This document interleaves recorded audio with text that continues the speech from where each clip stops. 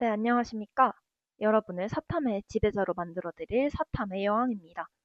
오늘은 2027학년도 고3 6월 모의고사 사회문화 영역 해설 강의 해보도록 하겠습니다. 우선 1번 문제입니다. 항상 1번 유형으로 나오는 자연현상과 사회문화 현상 비교하는 문제입니다. 기억부터 보겠습니다. 최근 도파민이 쾌락의 상징처럼 사용되는 경향이 있다. 여기서 상징처럼 사용하는 경향을 만든 것은 사람이기 때문에 기억은 사무은 현상이라고 볼 수 있습니다. 계속 볼게요. 신경 전달 물질 중 하나인 도파민은 뇌의 보상 회로를 활성화하여 행동 반복과 학습 수행에 관여한다. 이때 도파민이 주어이기 때문에 니은은 자연현상이라고 볼 수 있습니다. D급 볼게요. 하지만 뇌가 강한 자극에 반복적으로 노출되면 도파민 분비가 과도하게 유도된다. 도파민 분비가 유도되는 것은 사람이 하는 게 아니라 자연이 하는 것이죠. 이건 과학적인 현상이기 때문에 바로 자연현상이라고 써주시면 됩니다. 리얼, 짧고 강렬한 보상을 제공하는 온라인 동영상 콘텐츠에 무분별한 탐닉을 한다라고 되어 있는데요. 온라인 동영상 콘텐츠는 사람이 보는 거죠. 그렇기 때문에 리얼은 사문현상입니다. 여기까지 되셨죠? 마지막 볼게요. 따라서 순간의 쾌락이 아닌 의미 있는 활동과 성취를 통해 진정한 만족감을 얻으려는 노력이 필요하다. 노력하는 거 누구죠? 사람이죠. 미음은 사문현상입니다. 보기 다 잡았으니까 선지 가보도록 하겠습니다. 기억과 같은 현상은 뭘 가치적이다. 아니죠. 가치 함축적이죠.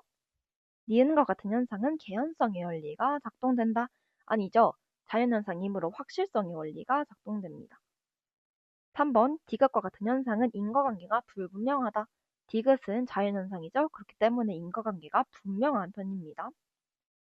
4번 리을과 같은 현상은 확실성의 원리가 적용된다. 리을은 사문현상이니까 확실성이 아니라 확률성과 개연성의 원리라고 할 수 있겠네요. 마지막 미음. 미음과 같은 현상은 보편성과 특수성이 공존한다. 미음은 사문현상이니까 보편성과 특수성이 공존하는 게 맞겠네요. 답 5번입니다. 이해되셨죠? 2번으로 넘어가도록 하겠습니다. 네, 2번입니다. 다음 그래서 사회문화 현상을 바라보는 필자의 관점에 대한 문제인데요. 이런 문제가 나오면 문제에서 묻는 게 뭔지 먼저 생각을 해야 됩니다. 사문 현상을 바라보는 관점 세 가지 우리 배운 거 있었죠? 뭐뭐 있었죠? 네, 기, 갈, 상 세 가지를 이제 1강에서 배웠습니다. 기능론, 갈등론, 상상론 중 아래 지문이 어떠한 관점에 해당하는지를 보고 이제 답을 고르면 되겠네요. 지문 같이 봅시다. 개인이 질병에 걸리면 평소 담당하던 사회적 역할을 제대로 수행하기 어려워진다. 이때 주변 사람들은 그의 빈자리를 느끼고 그 역할을 누가 대신할 것인지에 대한 갈등과 조정이 일어납니다. 이 과정에서 의료인은 환자의 상태를 진단하고 치료함으로써 개인이 자신의 사회적 역할을 다시 수행하도록 돕습니다. 질병은 개인의 건강 문제를 넘어 사회적 관계가 회복되고 질서가 재조정되는 계기를 마련해준다. 우선 기능론인 거 다들 잘 잡으셨을까요? 그래서 보시면 기능론에서는 갈등을 병리적 현상으로 보고 갈등을 이겨내고 새로운 균형을 만들어가는 것을 강조합니다.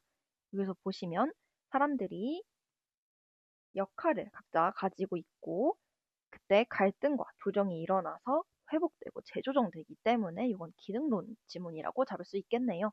선지 보겠습니다. 1번 상황 정의에 기초한 개인 간 상호작용을 중시한다. 이건 뭐죠? 그렇죠. 상상론입니다. 2번 사회가 스스로 균형을 유지하려는 속성을 지닌다고 본다. 요게 답이네요. 기능론에 대한 설명입니다. 3번 사회 제도를 통해 지배와 피지배 관계가 재생산된다고 본다. 지배 피지배 나오고 재생산 나왔으니까 이건 갈등론에 대한 설명이네요. 4번 사회에 내재한 구조적 모순을 중심으로 사회 현상을 설명한다. 구조적 모순이라고 했기 때문에 갈등론이고요. 5번 질서와 안정을 기반으로 한 점진적 사회 변동을 설명하기 어렵다. 갈등론은 급격한 이제 사회 개혁을 강조하기 때문에 점진적 사회 변동을 설명하기 어렵죠. 그래서 5번은 갈등론에 대한 선지입니다. 정답은 2번입니다. 다음 3번으로 넘어가겠습니다. A, B의 일반적인 특징에 대한 설명을 옳은 것. A, B는 관료제와 탈관료제 중 하나라고 합니다. 봅시다. A, B를 잡는 게 중요하겠네요. 최근 디자인 요소가 강화된 원단을 개발한 동그라미 기업은 시장의 새로운 요구를 반영하여 의류업계에서 주목을 받고 있다. A를 적용해서 독립성과 자율성을 가져보고 조직을 탄력적으로 운영한다 라고 했기 때문에 A는 탈관료제입니다. 한편 대중적 원단을 생산하는 네모 기업은 대량 생산된 고품질 원단을 어쩌고저쩌고 해서 생산비를 적용해서 생산 공정을 세분화하고 각 부분의 전문성을 강화하고 표준화된 방식으로 운영했다고 했기 때문에 B는 관료제라는 걸 알 수 있었습니다. 선지 볼게요. 1번 A와 달리 B는 업무 수행의 효율성을 강조한다. 굉장히 중요한 선지입니다. 형광펜 한번 해주시고요.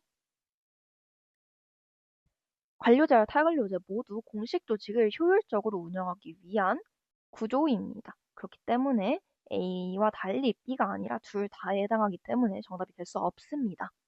2번 A의 B의 B는 업무 담당자에게 주어진 재량권이 작다. 탈관료제에 비해 관료제에 대한 설명이 맞으니까 답 2번입니다. 3번 B와 달리 A는 연공서열에 대한 보상을 중시한다. 아니죠. 탈관료제는 관료제에 비해서 연공서열이 아니라 업적과 성과에 기반한 보상을 중시합니다. 4번입니다. B에 비해 A는 업무 수행 과정의 예측 가능성이 높다? 아니죠. 낮죠. 왜냐하면 A는 탈관료제이기 때문입니다. 마지막 5번입니다. B에 비해 A는 목적 전치 현상이 발생할 가능성이 높다. 아니죠. 목적 전치 현상이 발생할 가능성이 높은 것은 관료제입니다. 그렇기 때문에 3, 4, 5번 다 B, A가 바뀌어 있는 선지들이라고 봐주시면 되겠고 정답은 2번입니다. 다음으로 4번으로 넘어가도록 하겠습니다. 다음 자료에 A, D에 대한 설명으로 옳은 것을 고르는 문제입니다. 봅시다. 컵. 고산지대에 사는 동그라미족은 빨래터에 모여 마을의 빨랫감을 큰 통 하나에 모아 세척합니다. 이러한 빨래 방식이 역사, 가치관, 농경 문화들과 밀접하게 연결되어 있음을 알 수 있습니다. 이렇게 했기 때문에 이거는 문화를 총체론적 관점에서 바라보는 것이라고 할 수 있겠네요.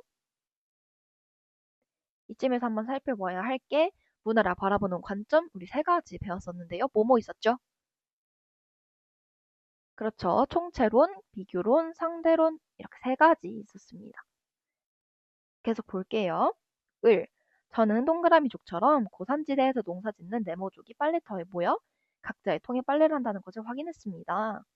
아, 동그라미족뿐만 아니라 네모족도 그렇게 한대요. 그렇게 했기 때문에 문화 간 공통 차이를 이제 찾아낸 사례입니다. 그래서 이거는 비교론적 관점이네요. 계속 볼게요. 병. 온 마을의 더러운 빨랫감을 한 번에 세척하는 동그라미족의 빨래는 위생과는 거리가 멀다. 우리나라의 위생적인 방식을 보급해야 한다. 라고 했기 때문에 이거는 문화를 바라보는 태도인 세 가지 중에 자문화 중심주의이네요.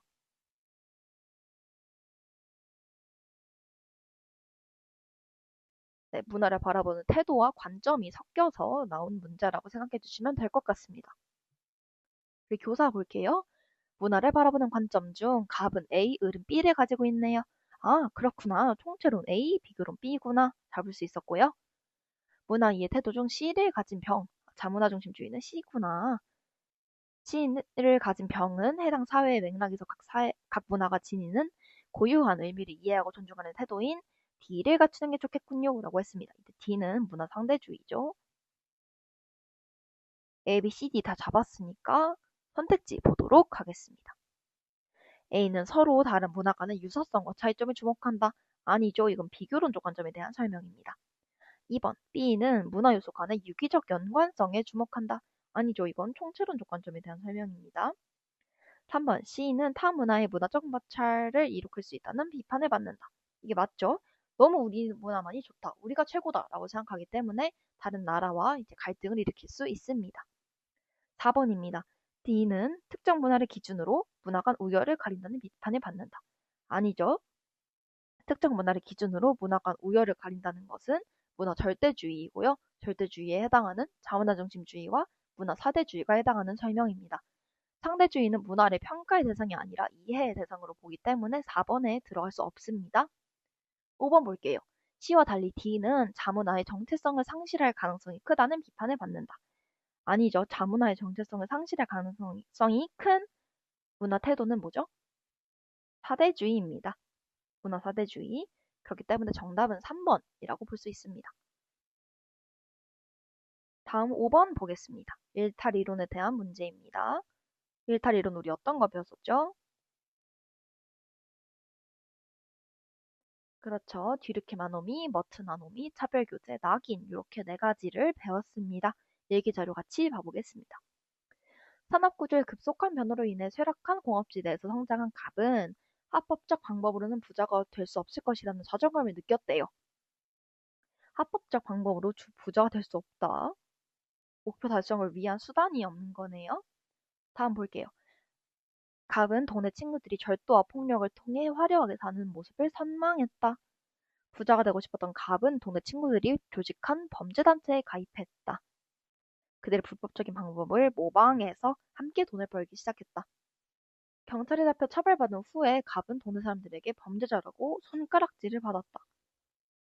갑의 가족 모두 타 지역으로 이사를 갔다. 하지만 전환점이 되어서 우수한 성적을 받고 학업을 마쳤다.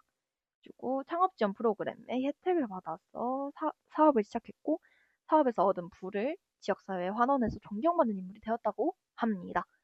우선 여기서 두 가지 일탈 이론 잡아볼 수 있는데요. 우선 첫 번째로 합법적 방법으로 부자가 될 수 없어서 일탈을 하게 됐죠. 바로 머튼 한놈이라고 잡을 수 있습니다. 또 있습니다. 부자가 되고 싶어서 동네 친구들이 조직한 범죄단체에 가입해서 같이 일탈 행동을 했죠. 이게 차별교제 이론이라고 볼 수 있습니다. 줄여서 차교라고 쓸게요. 이때 중요한 게 범죄자가 되어서 손가락질을 받았다라는 내용이 여기에 나옵니다. 다만 이것만으로 낙인 이론이라고 단정을 할 수 없다는 것은 손가락질을 받았다고 해서 2차적 일탈이 발생했다는 내용이 나와 있지 않기 때문에 손가락질 받았어? 부정적 인식이네? 라고 해서 바로 낙인이라고 잡으면 안 됩니다. 여기 읽기 자료에서는 머튼과 차교 두 가지만 잡을 수 있었습니다. 다음으로 교사의 해설 볼게요.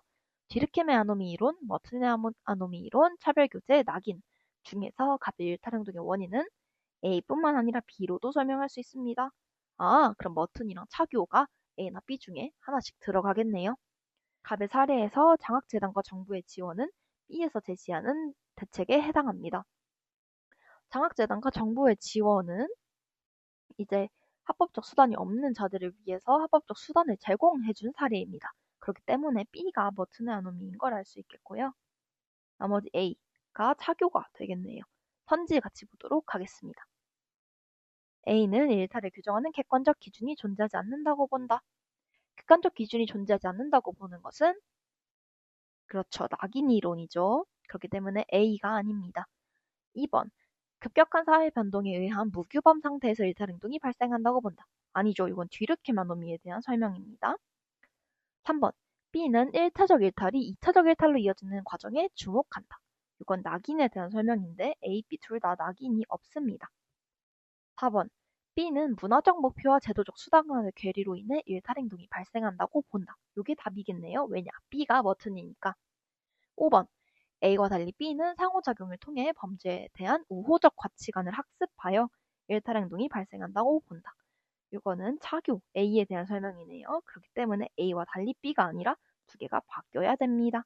그래서 5번의 정답은 4번이 되겠습니다. 다음으로 6번 문제입니다. 밑줄 친 기억, 이행에 대한 설명으로 옳은 것을 고르는 문제입니다. 쭉 읽고 풀면 참 좋겠지만 이제 시간이 없을 수 있기 때문에 선지부터 보도록 하겠습니다. 선지를 보다가 모르는 부분이 생기면 그 부분을 읽는 식으로 하시면 됩니다. 1번. 기업은 이익사회, 이응은 공동사회에 해당한다. 기업 증권회사 이익사회 맞죠? 이응. 이응은 정부입니다. 정부는 공동사회가 아니라 정부도 이익사회입니다. 그렇기 때문에 틀렸습니다. 2번 니은과 시옷은 모두 2차 집단에 해당한다. 니은 뭐죠? 시민단체 2차 집단 맞습니다. 시옷 방청객은 2차 집단이라고 볼 수 없습니다. 왜냐? 2차 집단이라는 건 사회 집단의 한 예시이죠. 사회 집단이 되기 위한 조건 세 가지 있었습니다. 뭘까요? 그렇죠. 첫째, 둘 이상의 사람이. 둘째, 공통의 관심사를 가지고. 셋째, 지속적으로 상호작용해야 한다. 방청객은 둘 이상의 사람이고 공통의 관심사를 가졌다고는 볼 수 있지만 그 같은 그룹의 사람이 지속적으로 상호작용한다고 볼 수는 없기 때문에 방청객은 사회 집단이 아닙니다. 따라서 2차 집단도 될 수가 없겠죠. 다음 3번 볼게요. 디귿과 미음은 모두 비공식적 사회화 기관에 해당한다. 가족, 비공식적 사회화 기관 맞죠? 미음, 라디오. 라디오는 대중매체이므로 비공식적 사회화 기관입니다. 그래서 답은 3번입니다. 4번 볼게요. 리을은 성취지위에 해당한다. 리을은 자녀입니다. 자녀는 성취지위가 아니라 귀속지위에 해당하죠. 그래서 틀렸습니다. 5번입니다. 비읍은 방송국 PD의 역할 갈등에 해당한다. 비읍 있는 문장 한번 볼게요. 라디오. 이 사연을 접한 다른 방송국의 PD는 프로그램 구성 방식을 고민했대요. 프로그램 구성 방식을 고민한 것은 역할 갈등이 아닙니다. 역할 갈등은 두 개 이상의 역할이 충돌할 때 발생하기 때문입니다. 따라서 5번도 틀렸고요. 정답은 3번입니다. 다음으로 넘어갈게요. 7, 8번 하나로 엮여 있는 문제네요. 자료수집 방법과 연구 방법에 대한 문제입니다. 같이 질문 보도록 하겠습니다. 갑은 새로 도입된 AI 상담 시스템에 대해 콜센터 상담원이 어떠한 의미를 부여하고 있는지 깊이 이해하고자 연구를 진행하였다. 그는 A 콜센터 상담원의 동의를 받아서 A 콜센터에서 6개월 동안 상담원과 지내며 업무 과정과 관련해서 직접 보고 들은 것을 조사 노트에 기록했다고 합니다. 이거는 참여관찰법이네요. 줄여서 참관이라고 쓰겠습니다. 그리고 업무 과정과 관련해서 직접 보고 들은 것을 조사 노트에 기록하고 직원 게시판에서 게시물을 확보했다고 합니다. 이거는 문헌연구법이겠네요. 게시판에 있는 글은 2차 자료입니다. 직접 작성한 게 아니니까요. 계속 보겠습니다. 그는 수집한 자료를 통해 AI 상담 시스템이 자신들이 대체할지도 모른다는 불안감과 AI 상담 시스템에 대한 고객 불만으로 인한 정신적 피로감이 콜센터 상담원 사이에 팽배해 있음을 확인했다고 합니다. 또한 갑은 현장의 목소리를 전달하기 위해 기록물과 직원의 게시물 일부를 선별해서 익명으로 처리한 후에 사례로 담아서 연구 결과를 발표했다고 합니다. 한편 을은 관련 연구들을 검토한 후 문헌연구법이네요. 가를 가소로 설정해서 연구를 진행했고 AI 상담 시스템을 도입한 B와 상담 시스템 도입되지 않은 C 두 개에서 각각 500명씩 상담원의 표본을 추출해서 일별 상담 시간, 스트레스 정도에 대한 설문조사를 실시했다고 합니다. 이건 질문지법이네요. 분석을 했더니 가설이 기각되었다고 합니다. AI 상담 시스템이 콜센터 상담원의 업무 부담을 줄이지 못한다라는 결론이 내렸다고 합니다. 이렇게 되면은 가에는 AI 상담 시스템이 콜센터 상담원의 업무 부담을 줄인다라는 가설이 들어갔다는 걸 알 수 있습니다. 7번 문제부터 보도록 하겠습니다. 갑을의 연구에 대한 설명으로 옳은 것을 고르시오.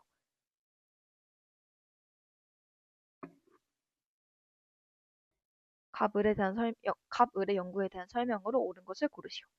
1번 기억은 방법론적 1원론, 리을은 방법론적 2원론이다. 아니죠. 두 개가 바뀌었죠. 2번 니은과 달리 비읍에는 연구자의 직관적 통찰을 통한 이해가 요구된다. 연구자의 직관적 통찰은 질적 연구에서 사용됩니다. 그런데 니은, 갑이 한 연구는 이제 질적 연구, 을이 한 연구는 양적 연구에 가까우므로 니은과 달리 비읍이 아니라 두 개가 바뀐 것을 또 확인할 수 있습니다. 3번입니다. 디귿은 연구 결과를 조작한 것이므로 연구윤리에 위배된다. 여기서 일부 게시물을 선별했다고 하긴 하지만 이건 연구 결과 발표를 위한 제 과정이니까 연구윤리에 위배된다고 볼 수 없습니다. 4번. 시옷은 미음의 조작적 정의에 해당한다. 시옷은 이제 업무 부담이 시옷이었고요. 미음은 일별 상담 시간, 스트레스 정도입니다. 업무 부담을 일별 상담 시간, 스트레스 정도라는 걸로 이렇게 조작조 정의를 한 거지 그 반대가 아닙니다. 따라서 순서가 바뀌었습니다. 5번. 가에는 AI 상담 시스템의 도입이 콜센터 상담원의 업무 분담을 완화할 것이다가 들어갈 수 있다. 이게 답이죠. 왜냐면 완화할 것이라는 것이 기각되었기 때문에 업무 분담을 줄이지 못했다라는 결론이 도출되었기 때문입니다. 따라서 답은 5번입니다. 계속해서 8번 볼게요. 갑이 사용한 자료 수집 방법의 일반적 특징에 대한 설명으로 옳은 것을 봅시다. 갑은 우선 참여관찰법 사용했으니까 질적 연구이고요. 을은 질문지법 사용했으니까 양적 연구라고 볼 수 있습니다. 1번. 갑은 표준화된 도구로 다수의 응답자에게서 자료를 확보하기 용이한 자료 수집 방법. 이건 뭐죠? 질문지법입니다. 따라서 갑이 아니라 을에 들어가야 됩니다. 1번 틀렸고 2번. 을은 인위적으로 통제된 상황에서 처치의 효과를 관찰하는 자료 수집 방법. 이거는 실험법입니다. 실험법 안 나왔죠? 3번. 실제성이 높은 생생한 자료를 확보하기에 용이한 자료 수집 방법. 이거는 뭐죠? 그렇죠. 참여관찰법입니다. 이거는 을이 아니라 갑이 사용하기 때문에 바뀌었습니다. 4번. 연구자와 연구 대상자 간의 언어적 상호작용. 필수적인 자료 수집 방법. 이거는 뭐죠? 면접법과 질문지법입니다. 면접법에서는 질문을 해야 되니까 언어적 상호작용이 필수적이고요. 질문지법에서는 글자를 읽게 해야 되니까 언어적 상호작용이 필수적입니다. 을과 달리 갑이 아니라 을에 오히려 쓰였고 갑은 안 쓰였습니다. 그래서 4번도 틀렸습니다. 5번입니다. 갑과 을은 모두 기존 연구 동향 파악에 유리한 자료 수집 방법을 사용했다. 이건 뭐죠? 그렇죠. 문헌연구법입니다. 둘 다 사용하는 거 볼 수 있었습니다. 따라서 답은 5번입니다. 계속 볼게요. 다음 9번 문제입니다. 다음 자료에 대한 설명으로 옳은 것을 고르시오. A와 B는 각각 절빈, 상빈입니다. A와 구분되는 B의 특징을 2개 제시해줘 라고 했더니 최소한의 생계를 유지하는 데 필요한 소득을 기준으로 빈곤을 판단한다. 상대적 박탈감을 유발할 수 있다. 이렇게 있습니다. 우선은 봅시다. 최소한의 생계를 유지하는 데 필요한 소득을 기준으로 빈곤 판단하는 건 뭐죠? 네, 절대적 빈곤이죠. 최저생계비를 빈곤선의 기준으로 삼습니다. 두 번째, 상대적 박탈감을 유발할 수 있다. 이거는 둘 다 해당하는 이야기입니다. 근데 이때 요청자가 A와 구분되는 B의 특징이라고 했기 때문에 첫 번째는 맞았고 두 번째는 틀렸다는 걸 알 수 있겠네요. 다음 봅시다. 제시된 특징 2개 중 1개는 틀렸어 라고 했으니까 첫 번째 맞고 두 번째 틀렸다는 우리의 생각이 맞았네요. 그러면 A와 구분되는 B의 특징이었으니까 B가 절대적 빈곤, A가 상대적 빈곤인 걸 알 수 있습니다. 이때 틀린 것을 가로 바꾸면 옳은 대답이야. 아, 그렇구나. 가로 바꿔야 되고 가에는 그러면 A와 구분되는 B의 특징이 들어가야겠네요. 계속 보겠습니다. A, B 잡았으니까 선지를 보면 되겠네요. 1번. 가에는 사회 구성원들이 일반적으로 누리는 생활 수준에 필요한 소득을 기준으로 빈곤을 판단한다. 이제 요거는 중위소득에 대한 설명인데요. 상대적 빈곤의 빈곤선은 중위소득의 50%입니다. 따라서 요거는 A와 구분되는 B의 설명이 아니라 요건 A에 대한 설명이죠. 그래서 가에 들어갈 수가 없습니다. 2번. 저개발국과 달리 선진국에서는 B가 나타나지 않는다. 아니죠. 절대적 빈곤은 선진국에서도 나타날 수 있습니다. 3번. A와 달리 B는 객관화된 기준에 의해 규정된다. 요거 빈출성지입니다. 형광 펜짝 쳐주시고 둘 다 객관화된 기준에 의해서 규정됩니다. 상대적 빈곤이라는 이름 때문에 헷갈려 하시는 분들이 굉장히 많이 있는데요. 둘 다 기준이 있죠. 절대적 빈곤은 최저생계비, 상대적 빈곤은 중위소득이 50%라는 딱 명확한 기준이 있기 때문에 둘 다 객관화된 기준이라고 생각해 주시면 됩니다. 그래서 3번도 틀렸습니다. 4번. B와 달리 A는 사회 전체 구성원의 소득 분포 상태를 고려하는 개념이라는 평가를 받는다. 맞죠? 상대적 빈곤은 중위소득이라는 개념이 이제 모든 사람을 일렬로 채워놨을 때 가운데 있는 사람을 중위소득이라고 하죠. 그렇기 때문에 전체 사회 구성원의 소득 분포 상태를 고려합니다. 그래서 4번이 정답입니다. 5번도 보겠습니다. 절대적 빈곤을 판단하는 기준선이 상대적 빈곤을 판단하는 기준선에 미치지 못할 경우 A에 해당하는 가구는 모두 B에 포함된다. 이거는 수직선처럼 그려서 생각을 해보시면 쉬운데요. 여기가 0이고 100이라고 했을 때 절대적 빈곤 선이 상대적 빈곤에 못 미치죠? 그럼 선 두 개 그었을 때 여기가 절빈선이고 여기가 상빈선이겠네요. 미치지 못할 경우 절대적 빈곤은 B, 상빈은 A입니다. A에 해당하는 가구는 모두 B에 포함된다? 아니죠. A에는 해당하는데 B에 해당하지 않는 이 사이에 가구들이 있습니다. 따라서 모두라고 할 수 없겠네요. 따라서 답은 4번인 걸 구했습니다. 계속 보겠습니다. 10번. 10번은 도표 문제이기 때문에 좀 필기를 할 게 많아서 따로 이렇게 빼서 같이 보도록 하겠습니다. 갑국의 계층은 상중, 하층으로 구분되고 A, B, C는 각각 상중하 중 하나이다. 아, 그렇구나. 계속 볼게요.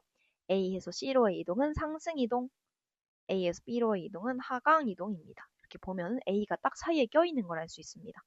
그럼 A가 중층, A에서 C가 상승이니까 C가 상층, A에서 B가 하강이니까 B는 하층입니다. 여기까지 되셨죠? 그 다음에 그림, 아래 그래프가 있네요. 아래 그림은 세대별로 A 인구를 기준으로 하여 B와 C의 상대적 인구를 나타낸 것이다. 기준이라는 거는 분모로 내려간다는 거죠. 예를 들어서 여기 나와 있는 A, B, C, A, B, C가 있는데 이 중에 만약에 B를 본다고 하면은 160이라는 건 A 인구분의 B 인구 한 개 160이라는 겁니다. 이때 부모 세대와 자녀 세대의 전체 인구가 동일하다라는 조건을 줬습니다. 우리는 그러면 각 세대의 인구 비율을 우선 구한 다음에 인구 수를 구해보도록 하겠습니다. 우선 부모 세대, 자녀 세대 이렇게 나뉘어보도록 하겠고요. C, A, B 이렇게 상, 중, 하 나눠서 보도록 하겠습니다. 이거는 인구 이동을 나타낸 표는 아니니까 3x3 표 말고 이렇게 그냥 단순한 표로 풀어보도록 하겠습니다. 부모 세대에서 A가 100일 때 B가 얼마죠? 160이라고 여기에 나와 있네요. 그러면은 B 하층이 160이라고 잡아줍니다. 그리고 C 140이네요. C 140이라고 잡아줍니다. 왜냐면 여기 A가 100이라고 나와 있기 때문에 100분의 160, 100분의 140 이런 식으로 적었다고 생각해 주시면 됩니다. 다음은 똑같이 자녀도 볼게요. 자녀도 중층. A가 기준이니까 A를 100으로 잡고 B가 60이네요. 60. C가 100분의 40이니까 40 적어줍니다. 이때 잠깐 옆으로 옮겨서 각 세대별로 인구 총합을 구해볼게요. 만약에 이거를 여기서 우리가 구한 것들을 인구 수라고 보게 될 경우에는 다 합이 얼마죠? 400이네요. 다 더하면 200입니다. 이 정도까지 구했을 때 조건을 하나 더 봐야 되는데요. 부모 세대와 자녀 세대의 전체 인구가 동일하다라고 했기 때문에 부모 세대에서 2분의 1을 쳐줘야 됩니다. 왜냐하면 자녀가 200이니까 400도 200이랑 똑같이 맞춰주기 위해서 2분의 1을 해주는 겁니다. 하층 80, 중층 50, 상층 70 이렇게 되는 겁니다. 이건 이제 진짜로 퍼센트 혹은 우리가 임의로 잡은 수가 아니라 실제 인구가 되는 겁니다. 이렇게 인구 다 구했으니까 선지 보도록 하겠습니다. 기억, 중층 인구는 자녀 세대가 부모 세대의 2배이다. 중층 인구 자녀 세대 몇 명이죠? 100명입니다. 부모 세대는 50명이네요. 자녀가 부모의 2배 맞네. 기억 동그라미. 니은, 상층 인구 대비 하층 인구. 이렇게 되면은 이거는 상분의 하를 하라는 겁니다. 부모 세대는 상분의 하가 뭐죠? 7분의 8이네요. 자녀 세대는 40분의 60이니까 2분의 3. 이어서 맞습니다. 디귿, 부모 세대의 계층 구조에 비해서 자녀 세대의 계층 구조가 사회통합 실현에 유리하다. 사회통합 실현이 잘 되기 위해서는 중층이 많은 구조여야 합니다. 이때 보시면 빨간색 글씨로 볼게요. 부모 세대에서는 전체 인구 200 중에 50명, 즉 4분의 1만 중층입니다. 자녀 세대에서는 200명, 전체 인구 중에서 무려 절반이 중층 인구를 차지하는 걸 볼 수 있습니다. 따라서 자녀 세대가 부모 세대보다 더 사회통합 실현에 유리한 사회 구조를 가지고 있음을 볼 수 있습니다. 그래서 정답은 기억, 니은, 디귿 5번입니다. 다음으로 11번으로 넘어가 보도록 하겠습니다. 그림을 통해 추론할 수 있는 정보사회의 문제점으로 가장 적절한 것은 무엇인가요? 여긴 그림 보고 푸는 간단한 문제입니다. 당신의 정보 잘 지켜지고 있는가? 정보를 관리해야겠지. 연락처가 왜 있지? 주소, 비밀번호, 연락처 이름, 생년월일 다 떨어뜨려 있는 그런 모습 볼 수 있죠. 이 사람이 이 학교 다니네. 딱 봐도 개인정보 유출이죠. 어렵지 않게 1번 고를 수 있었습니다. 다음 12번 보도록 하겠습니다. 다음 자료에 대한 설명으로 옳은 것을 고르는 문제입니다. 이거는 쓱 봤더니 이제 문화 변동과 관련된 문제니까 처음부터 끝까지 쭉 읽고 나서 선지 보도록 하겠습니다. 볼게요. 국경 지역에 살던 일부 갑 사람들은 가난을 피해서 인접한 을국의 이응 지역으로 이주해서 벼농사를 지으며 을국 사람들에게 벼 재배 농법을 보급하였다고 합니다. 이거는 사람이 직접 이동해서 문화 전파가 일어난 거니까 직접 전파네요. 그러던 중 을국 정부가 갑국 출신 사람들을 을국에 척박한 미음니음 지역으로 강제 이주시켰다. 강제 이주. 이들은 벼농사가 어려운 네모 지역에서 쪽파 농사를 지으며 쪽파 재배 농법을 보급했대요. 그럼 이것도 직접 전파네요. 여기까지 어렵지 않죠? 계속 보겠습니다. 교류 과정에서 네모 지역민은 밀가루로 만든 얇은 피에 쪽파를 다져 넣고 문장이 기네요. 여기까지 묶어줄게요. 이러이러한 갑국의 전통 음식 A에 대해서 전해 들었대요. 이때 옥수수 가루로 만든 빵, 고기, 감자를 따로 먹던 네모네모 지역 사람들은 이 조리 방식에 착안했어요. 아이디어를 얻었습니다. 볶은 감자와 고기, 옥수수를 반죽으로 감싸 구운 음식인 B를 새롭게 만들었습니다. 보시면 착안은 아이디어, 새롭게 만들었다는 건 발명이니까 아이디어 플러스 발명, 즉 자극 전파가 일어났음을 알 수 있습니다. B는 을국의 대표 음식으로 자리 잡았다고 합니다. 한편 B의 제조법을 다룬 다큐멘터리가 갑국에서 반영된 후 이를 본 갑국 젊은이들이 호기심을 만들어 보기 시작하면서 대유행을 했다고 합니다. 여기서 이제 다큐멘터리는 매개체이기 때문에 간접 전파라고 우리가 잡아볼 수 있겠네요. 밑에 선지 보도록 하겠습니다. 갑국에서는 문화 동화가 나타났다. 문화 동화가 나타나려면 원래 있던 그 문화가 사라지고 새로운 문화로 대체가 되어야 하는데 위에 나와 있는 제시문에서는 그러한 내용이 안 나와 있기 때문에 문화 동화가 나타났다고 볼 수 없습니다. 2번 볼게요. 외국에서는 강제적 문화접변이 나타났다. 여기 위에서 강제 이주라는 말이 있었어요. 그래가지고 강제적 문화접변이 있었네 라고 생각하실 수 있는데 네, 강제 이주를 시킨 건 맞아요. 일국 정부가 각국 사람들을 어떤 다른 지역으로 이주를 시켰긴 했는데 시켰다는 것 자체에서 문화 변동이 일어난 게 아니죠. 강제 이주를 시키긴 했는데 그렇다고 해서 강제적으로 문화 접변을 만들게 했다라고 볼 수는 없어요. 그래서 틀렸습니다. 3번 을국에서는 발견으로 인한 문화 변동이 나타났다. 발견으로 인한 문화 변동은 없습니다. 4번 을국에서는 자극 전파로 인한 문화 변동이 나타났다. 맞죠? 5번 을국과 달리 갑국에서는 직접 전파로 인한 문화 변동이 나타났다. 갑국에서 직접 전파가 나타나지 않았습니다. 갑국 사람들이 을국에 가서 이제 을국에 직접 전파가 나타난 거죠. 따라서 답은 4번입니다. 다음 13번 넘어갈게요. 다음 글에서 사회 변동의 방향을 바라보는 필자의 관점. 사회 변동을 바라보는 관점 우리 두 가지 배웠습니다. 어떤 거랑 어떤 거 있었죠? 그렇죠. 진화론과 순환론 이렇게 두 가지 배웠습니다. 그러면은 진화인지 순환인지 한번 보도록 할게요. 내외로부터의 위기에 직면한 왕조에서는 신흥 세력이 중심이 되어서 개혁을 시도한다. 그러나 이 시도는 왕조의 시작과 전성기를 견인한 기득권 세력의 저항을 불러와서 갈등이 심화로 이어진다. 이때 존경과 모방의 대상이었던 기득권 세력은 척결의 대상으로 전락한다. 신흥 세력이 우여곡절 끝에 개혁에 성공하면서 왕조의 통일과 안정을 이루어낸 것처럼 보일지라도 여전히 기득권 세력은 잔존하며 개혁에 저항한다. 결국 내부의 분열로 약해진 왕조는 외부 세력의 도전으로 역사의 뒤안길로 사라지고 새로운 왕조의 씨앗은 싹 튼다. 즉 요거는 뭔가 하나가 쭉 번영하는 게 아니라 흥망성쇠를 반복하는 그런 왕조의 모습을 보여주고 있네요.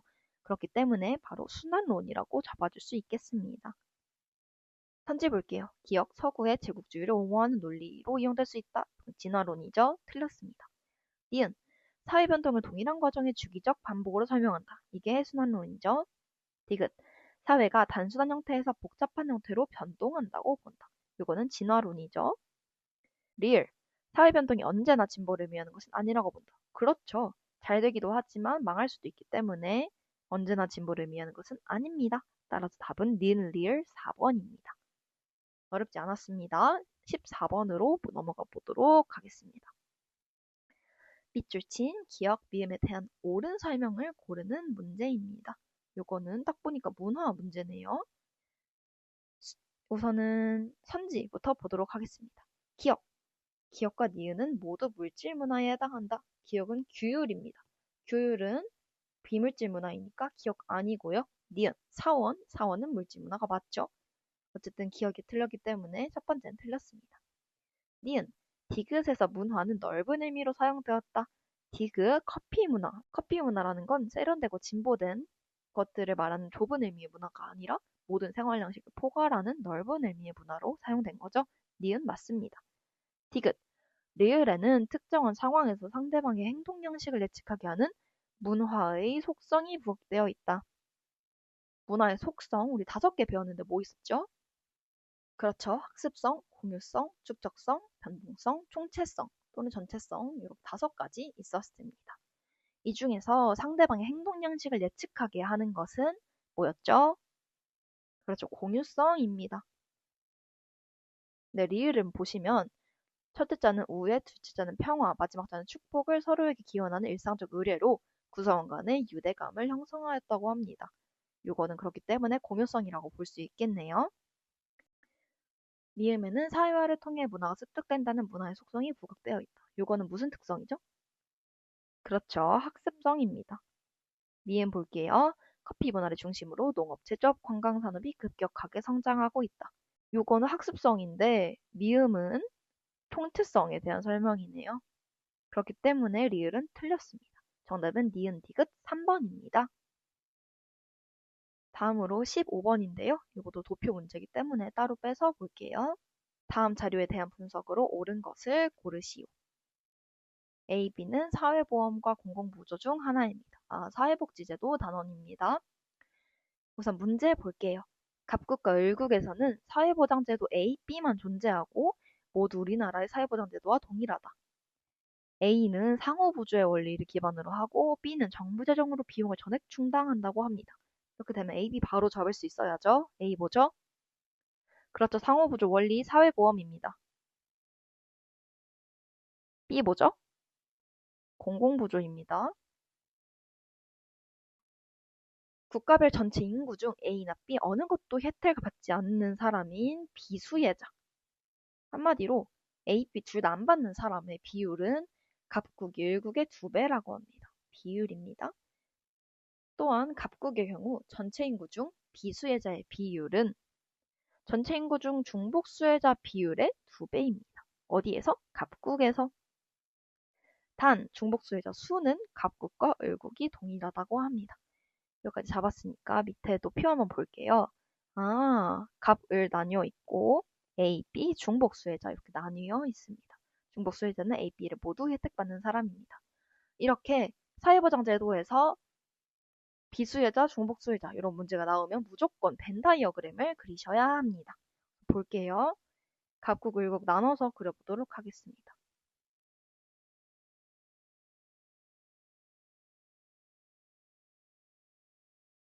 이렇게 하면 갑국 그래프 완성이고 을도 완성이 되었네요. 보도록 하겠습니다. 여기가 사회보험, 여기가 공공부조인 B, 여기가 사회보험인 A, 공공부조인 B 이렇게 나뉘어서 보면 됩니다. 그럼 여러 칸들을 채워볼게요. 갑국 중복수혜자 몇 프로죠? 10%죠? 10% 쓸게요. 중복 을은 얼마죠? 20이네요. 갑국의 B 수혜자 25예요. 근데 이때 우리는 요 칸을 이제 채워야 되는데 요 칸에는 중복이 아니라 B만 받는 사람인 거죠. 그렇기 때문에 25에서 10을 빼서 15를 써주셔야 합니다. 그리고 을국에서 마찬가지로 여기에는 A만 수혜받는 사람이니까 58 빼기 20 해가지고 38이라고 잡아주시면 됩니다. 이때 갑국의 경우 전체 인구 중 비수혜자의 비율은 전체 인구 중 중복수혜자 비율의 2배래요. 전체 인구에서 중복수혜자 비율이 얼만데요, 갑국에서? 10%죠. 2배라는 거는 비수혜자는 20이라는 거네요. 여기 바깥에 비수혜자 20이라고 써줄게요. 전체가 100이니까 A만 수혜받는 사람들의 비율을 알 수가 있겠네요. 100 빼기 10 더하기 15 더하기 20 이렇게 하면은 얼마죠? 55네요. 그리고 A만 받는 사람들은 55입니다. 똑같은 방법으로 그리고 이제 봅시다. 비수혜자의 비율은 갑국이 을국의 2배라고 합니다. 갑국 비수혜자 얼마죠? 20%인데 그럼 을국은 반이니까 10이네요.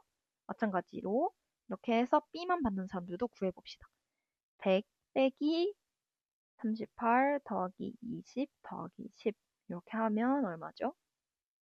32네요. 32.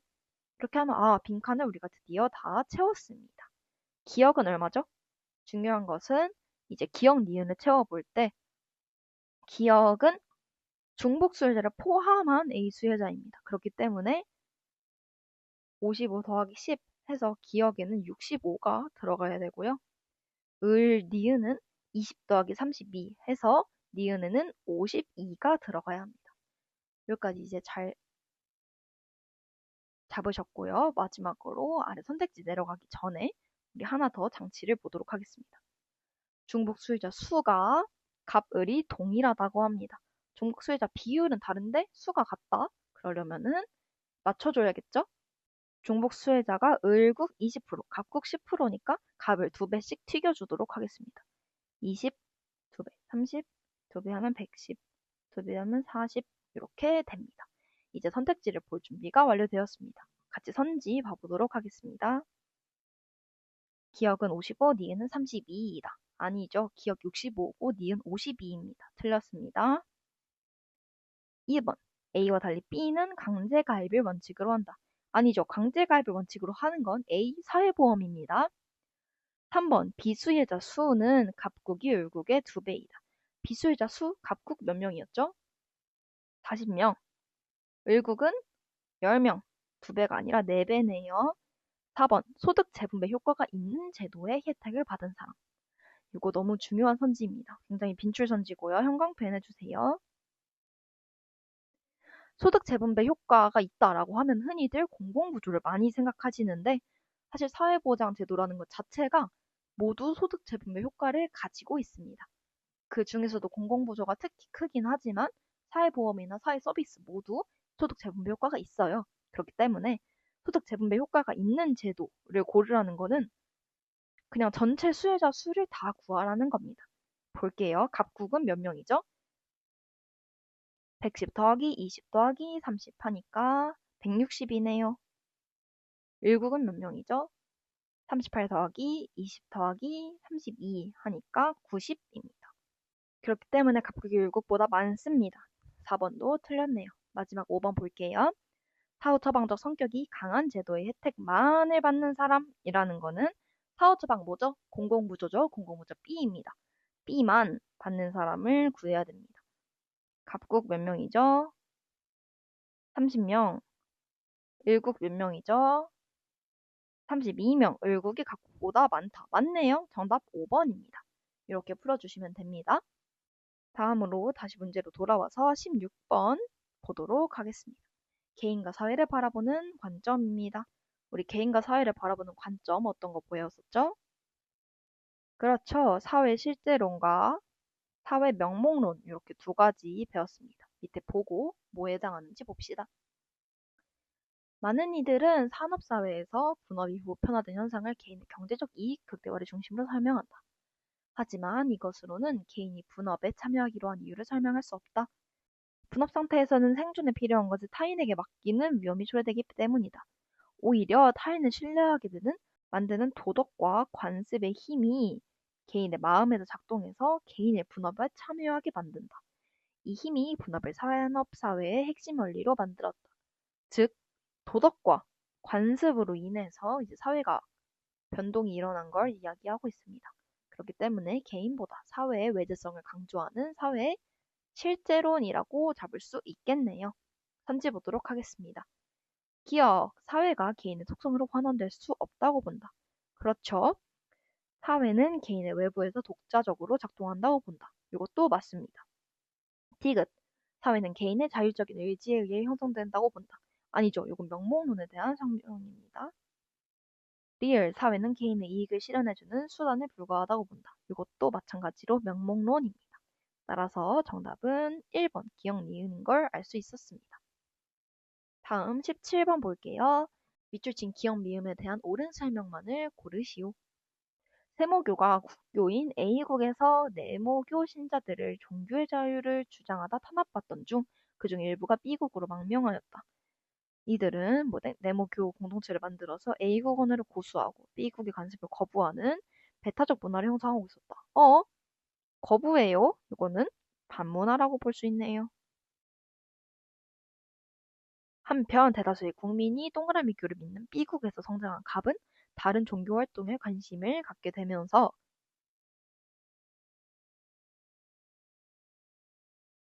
네모교로 개종하였다. 갑은 네모교 공동체에서 종교활동을 하려고 했지만 이들이 폐쇄적인 모습에 거리감을 느꼈다고 합니다. 이에 갑은 네모교를 믿는 B국 젊은이들과 함께 자신만의 네모교 공동체를 만들어서 B국의 언어 관습을 유지하면서 네모교의 교리를 따르는 새로운 문화를 형성했대요. 이거는 반문화가 아닌 하위 문화라고 볼 수 있겠네요. 선지 보도록 하겠습니다. 기억, A국에서 기억은 주류 문화에 해당한다. 맞죠? 기억이 A국에서 국교라고 합니다. 그렇기 때문에 기억 맞습니다. 니은, 니은은 A국에서, 디귿은 B국에서 각각 반문화에 해당한다. 그렇죠. A국에서 네모교 신자들이 탄압을 받았다라고 했기 때문에 반문화라고 볼 수 있고요.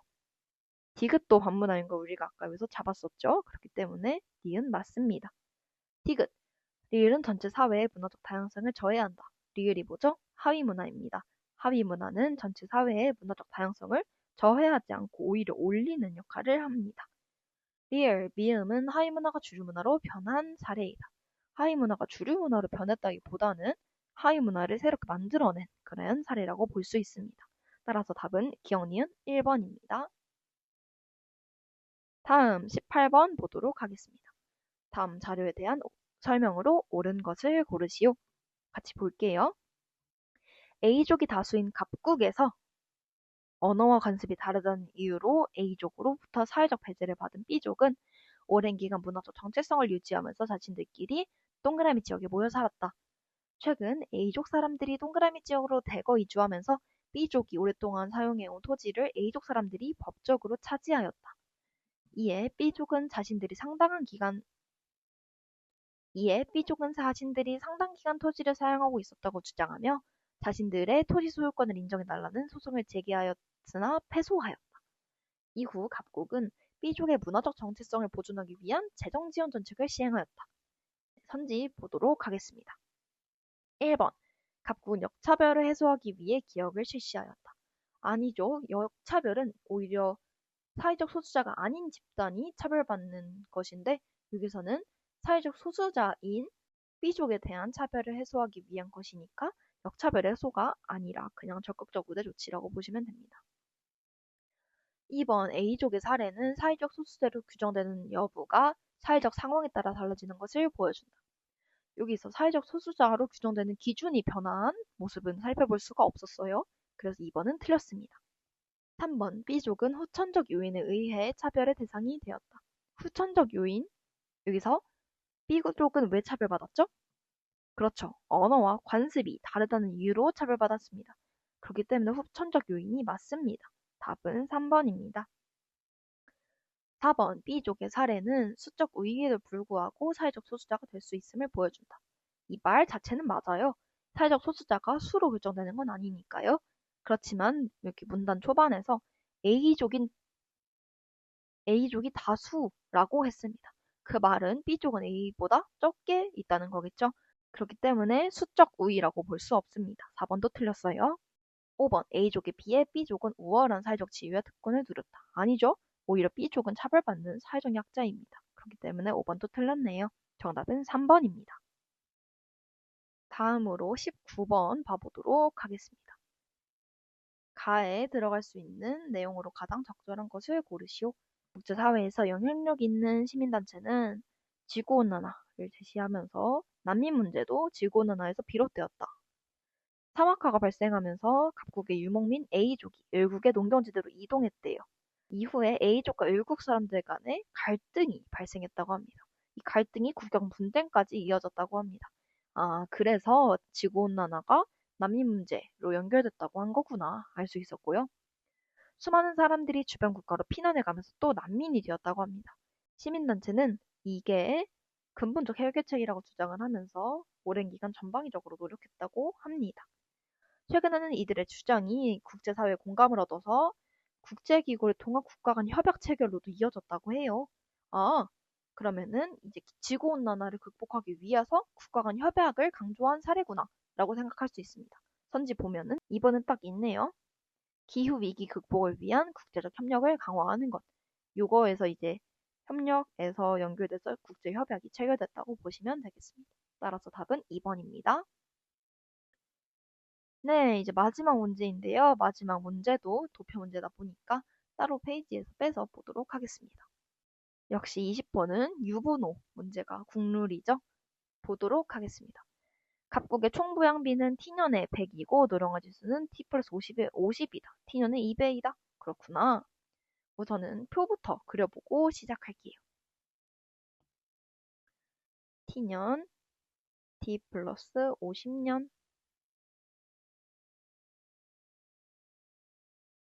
여기서 유소년 인구, 부양 인구, 노년 인구하고 전체 인구 합. 여기서 제가 합이라고 썼는데요. 총이라고 쓰시면 나중에 총부양비랑 헷갈리실 수 있으니까 합이라고 쓰시는 걸 추천드립니다. 볼게요. 각국의 총부양비는 T년에 100이다. 총부양비 공식이 뭐죠?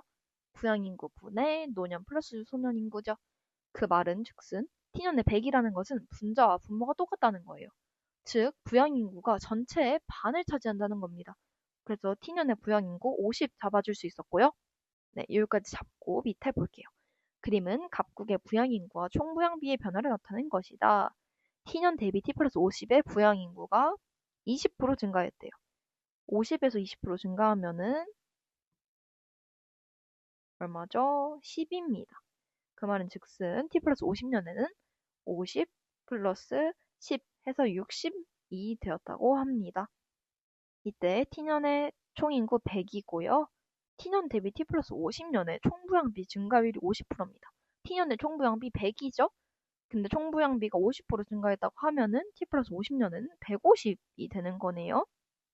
그러면은 T 플러스 50년에 60분의 U 플러스 노 한 게 얼마다? 100분의 150이다. 약분하면 2분의 3이죠. 그렇기 때문에 U 플러스 노는 90인 걸 알 수 있었습니다. 이때 맨 첫 번째 줄에서 노령화 지수가 T 플러스 50년에 50이라고 했어요. 이 말은 U분의 노가 2분의 1이라는 겁니다. 90을 이렇게 나누면은 60분의 30이 되겠네요. 비례배분으로 생각해 주시면 됩니다. 이렇게 되면 T 플러스 50년의 총인구는 150명이 되겠고요. 노령화 지수 T 플러스 50년에 50이었다고 했으니까 T년에는 노령화 지수가 50의 반인 25라고 해주시면 되겠습니다. U분의 노가 25이니까 4분의 1인 거죠. 근데 마침 40하고 10 나누면 딱 4분의 1이 되겠네요. 이렇게 하면 전체 표 다 채웠고 이제 선지 보도록 하겠습니다. 전체 인구는 T년이 T 플러스 50년보다 많다. 전체 인구 T년에 몇 명? 100명. T 플러스 50년에 몇 명? 150명. 틀렸네요. 2번 노년 인구는 T 플러스 50년이 T년의 2배이다. 아니죠. 3배죠. 노년 인구는. 유소년 인구는 T년이 얼마? 40명. T 플러스 50년에 얼마? 60명. 아니죠. 많지 않아요. 니은 노인 일자리 창출 필요성 정도. 여기 위에 나와 있네요. 노년 부양비와 정의 관계이다. 노년부양비가 높을수록 같이 가는 거구나. T년의 노년부양비 얼마죠? 5분의 1입니다. T 플러스 50년의 노년부양비 얼마죠? 2분의 1입니다. 필요성 정도는 T 플러스 50이 더 큽니다. 4번도 틀렸어요. 마지막 5번. 정부의 양육지원 강화 필요성 정도는 T년이 T 플러스 50년보다 작다. 양육은 유소년 부양비랑 정의 관계라고 합니다. T년의 유소년 부양비 얼마? 5분의 4. T 플러스 50년은 얼마? 1. 그렇기 때문에 T년이 T 플러스 50년보다 작다라고 해서 정답은 5번인 걸 알 수 있었습니다. 네, 이렇게 해서 오늘 2027학년도 고3 6월 모의고사 사회문화 문제풀이 해보았습니다. 궁금하신 점들은 댓글에 남겨주시면 친절히 답변 드리도록 하겠습니다. 영상이 도움되셨다면 구독과 좋아요 부탁드립니다. 지금까지 여러분의 사탐의 지배자로 만들어드릴 사탐의 여왕이었습니다. 감사합니다.